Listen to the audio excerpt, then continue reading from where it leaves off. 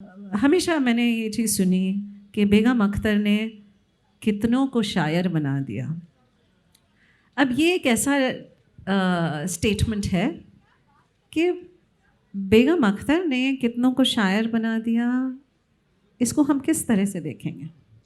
थोड़ा तो रोमांटिसाइज करके देखें और थोड़ा इस लिहाज से देखें कि जब कैफ़ी आज़मी साहब ने गज़लें पढ़ना छोड़ दिया था तो बाद में जब दोबारा लिखा तो उन्होंने ये बयान दिया कि मैं बेगम अख्तर यानी गज़ल के करीब होना चाहता हूँ, इसलिए गज़लें कह रहा हूँ।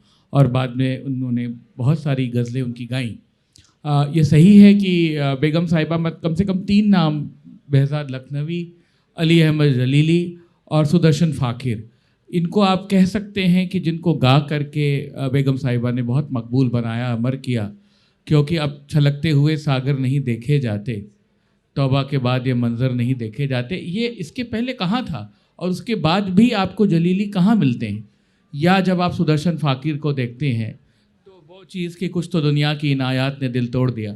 सबको पता है, सभी मशहूर गज़लों की ये बात है। बेगम अख्तर के पास रोज़ के रोज़ शायरों की इतने कलाम आते थे कि वो बेगम साहब उसको गा दें।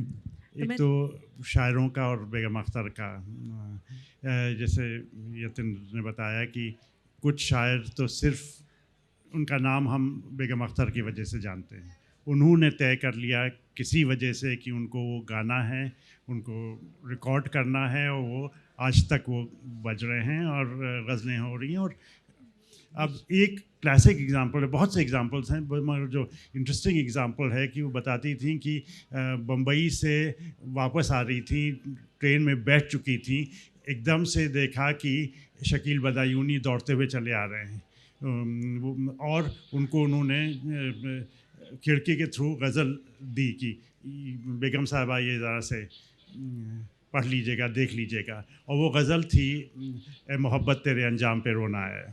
तो ऐसे माइनर से इंस्टेंसेस से क्लासिक्स बन जाती हैं।